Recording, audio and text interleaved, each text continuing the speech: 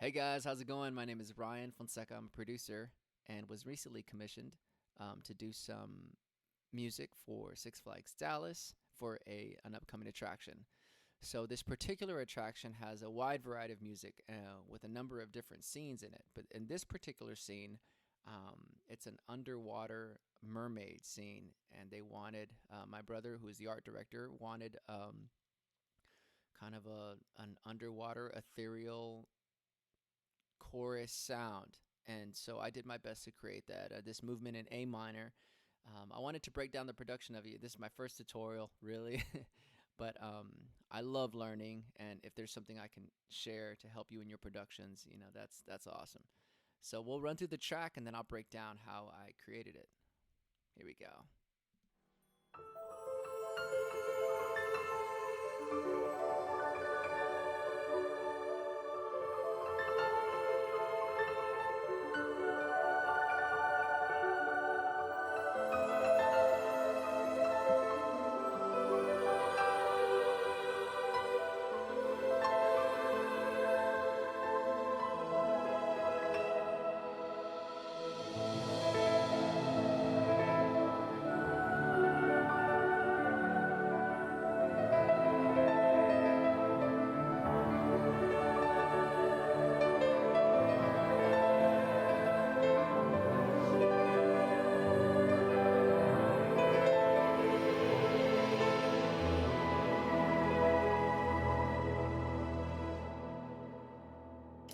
All right, that's it. That's the track. Well, let's start with the first piano. I'm gonna loop a certain section here.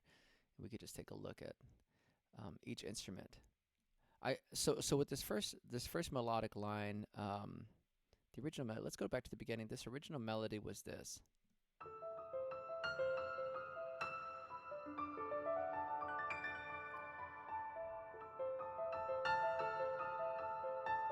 I'm using Alicia Keys piano, and I just randomly pulled up this piano from Native Instruments, and I thought it was perfect. It had some reverb, and I originally had put more reverb in it with Dverb from.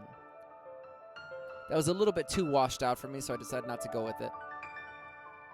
I also wanted these running arpeggiated lines going along with that lead melodic line. So that's this second piano, and I originally tried to play this all with one pass, but it was just too much, and I just thought, why not just record another piano line, which I rarely do, but for this I needed to, and I'm glad I did because I loved the way it came out. Here's the second piano.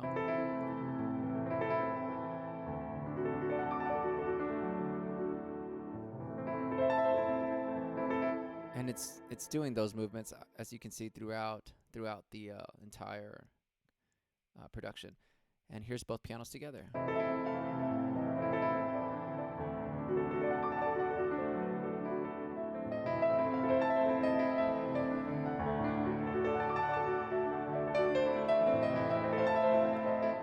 Both pianos are being processed with the SSL channel, and I'm not doing a ton of processing on this stuff. It's really just contact and a bump at around 7K, some lowing off some roll-in, and some light compression. So you could take a look at those SSL settings. And then let's move on. Let's go to the choir. I'll leave that same loop section on. This is a boys' choir, ooze.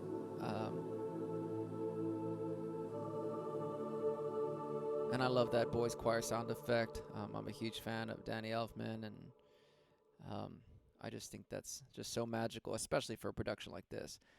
And I originally didn't have strings, but then I thought this probably does need strings.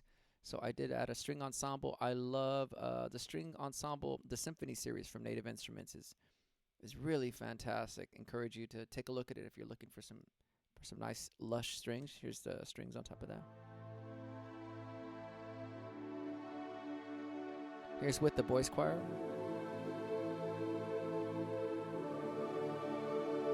As you can hear, they're just like a perfect complement for each other.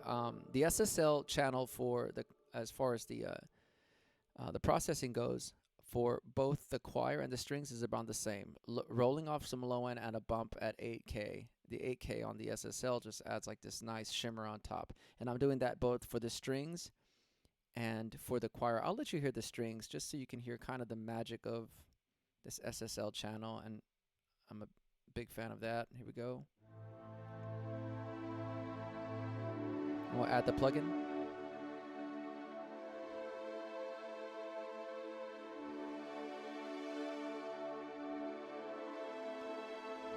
And there you go. Yeah, it's really easy to overcook 8K too. So as you're mixing, just the touch of it, try to use some nice monitors where you're not over bright, making things too bright. That's a mistake I made a lot when I was, first starting off.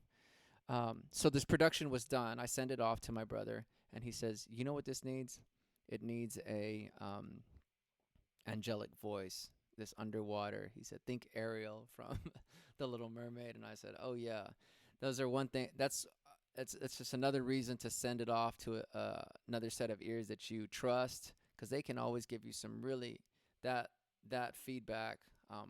Then I thought, yeah, this totally needs that. So I found this patch on Omnisphere of a soprano, classical soprano vocal, and this is what it sounds like.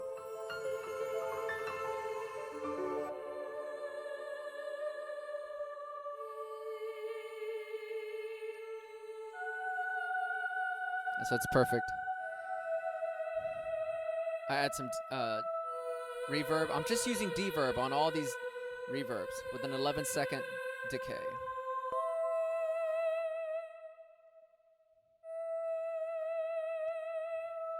You see that SSL channel really makes a huge difference. Again, I'm a little bit more aggressive at 7 or 6K with this SSL, bumping off. I'm taking off some low end as well from this vocal. And then not being shy with the reverb as well, because that's the effect I want,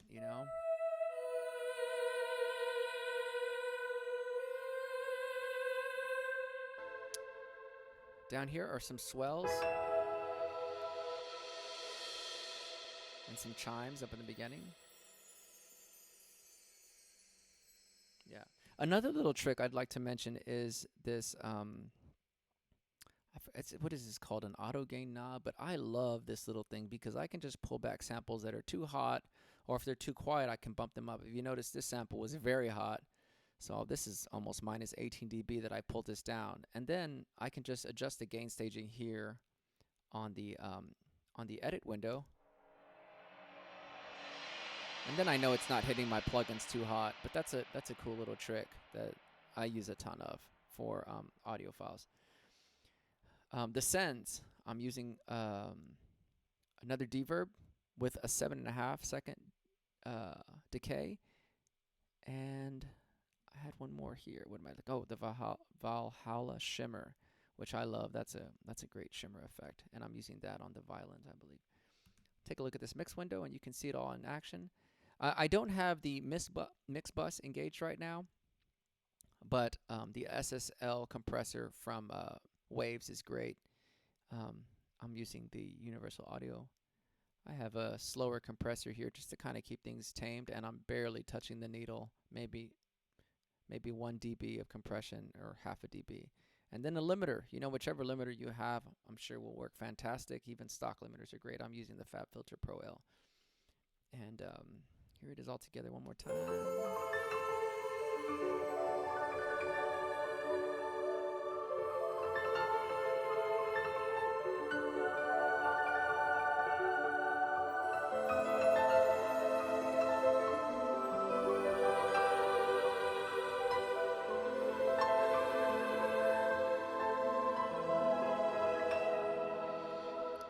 Hey guys, I hope you enjoyed that. I hope maybe it showed you something. And keep creating.